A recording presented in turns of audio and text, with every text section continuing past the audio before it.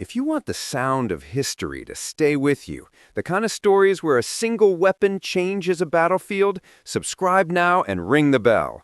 We dig into the machines and moments that rewrote tactics and tore up doctrine.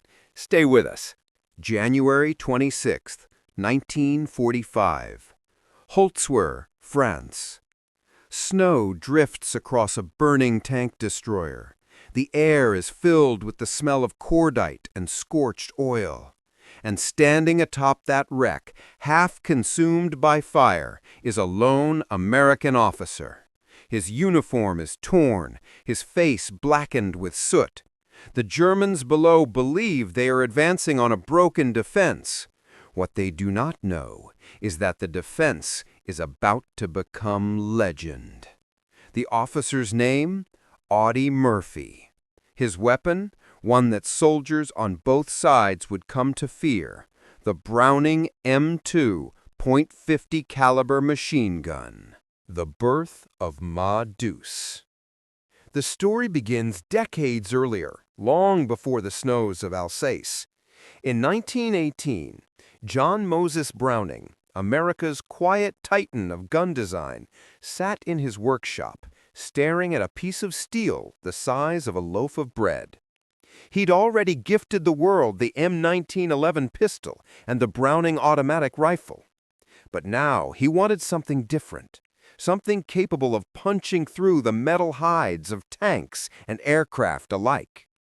From his hands came a monster, a weapon firing half-inch slugs of lead at speeds that made physics weep.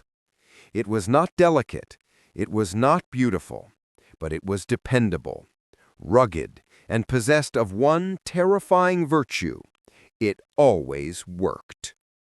By the 1930s, the M2 was standard issue for American forces, and as the world slid toward war, the gun waited, silent, patient, and hungry. To those who heard it for the first time, the M2's report was unmistakable. A deep, chest-pounding thunder that echoed across fields and mountains alike.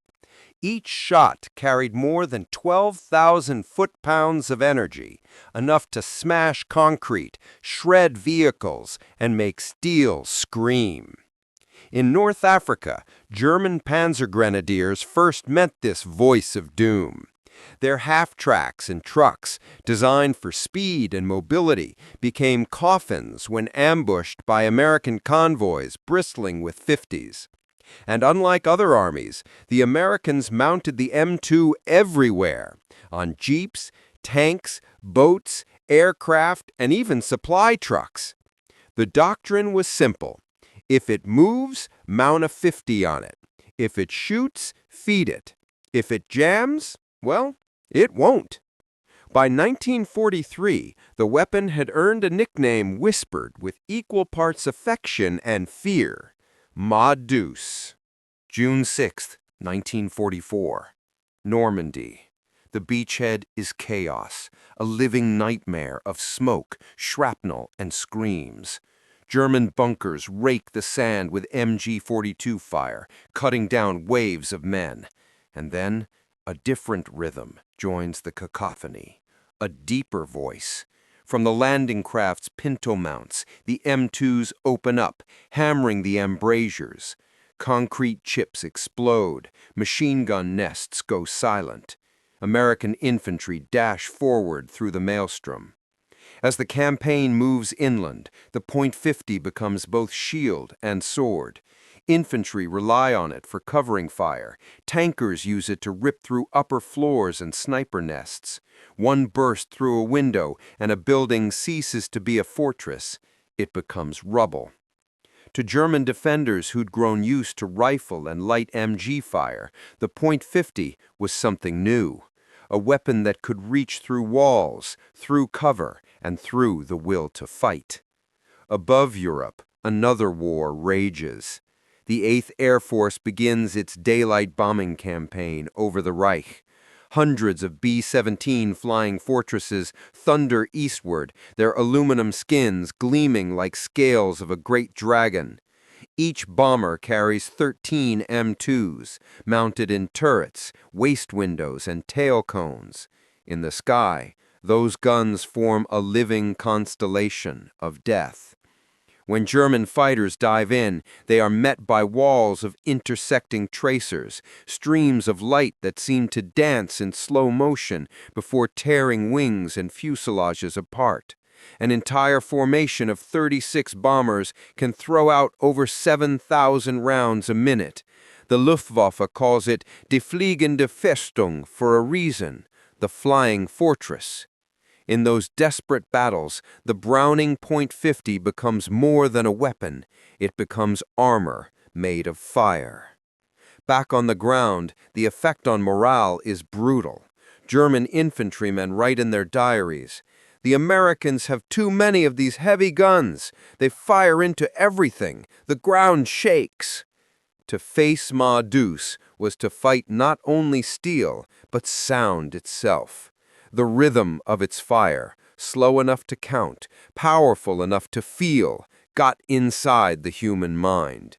Veterans described it like a drumbeat of death, echoing through the night, through their bones, through memory itself. Field hospitals, too, learned to recognize the M2's handiwork. Its wounds were not like any others. Amputations were near certain. Survival, a coin toss. Surgeons could tell the caliber before removing the bandage. The horror left scars deeper than flesh. December 1944. The Ardennes. The Battle of the Bulge. The snow is falling again, and from the tree lines, German tanks advance. An American half-track crew readies their quad-mounted M2s. 4 barrels, 4 tongues of flame. When the attack comes, the forest lights up. Tracers streak through the snow like comets. Pine trees splinter and ignite. What began as an ambush ends as a massacre. One German soldier later described it. "It was like standing in a storm of fire. You couldn't raise your head.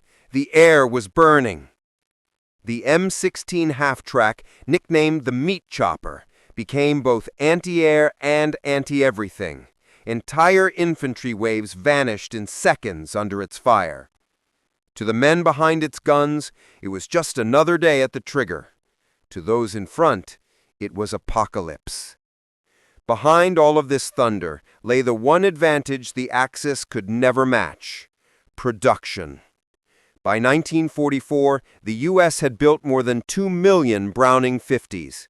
Factories in Connecticut and New Jersey worked around the clock, turning out barrels, receivers, and belts by the mile. Ammunition ships crossed the Atlantic in endless chains. German officers began to realize they were not just fighting men, they were fighting a machine that built guns faster than they could destroy them. Every destroyed Jeep was replaced, every broken mount repaired, every burned barrel swapped for a new one. That's what made Ma-Deuce immortal. Not magic, but maintenance. Spring 1945. The Allies breach the Rhine and pour into the heart of Germany. On every bridge, every tank column, every convoy, there's that same old silhouette. The twin grips, the heavy barrel, the steel butterfly of death. Cities fall one by one. Convoys of Shermans and half-tracks rumble through shattered towns, their M2s cutting down resistance before it can take root. From the air, P-47 Thunderbolts strafe retreating columns with 850s blazing. The sky itself seems to burn. For the Wehrmacht, it is the end of the world made audible. The roar of Ma-Deuce signals the collapse of a 1,000-year dream in a storm of lead and rubble. Aftermath. When the guns finally fall silent, one truth remains. The M2 did not merely win battles, it changed how wars were fought. Its mix of reliability, versatility, and sheer terror rewrote doctrine across the globe. It was mounted on tanks in Korea, guard towers in Vietnam, and Humvees in Iraq. Nearly a century later, the same weapon still sits on armored vehicles today, Updated, yes, but fundamentally unchanged. John Browning's creation has outlived the empires it helped destroy. The legacy of steel. The Browning M2 was more than metal. It was the physical embodiment of a philosophy that victory favors not the perfect, but the persistent, not the flashiest, but the one that keeps firing. When historians speak of innovation, they often look to the jet engine, the radar, or the atomic bomb.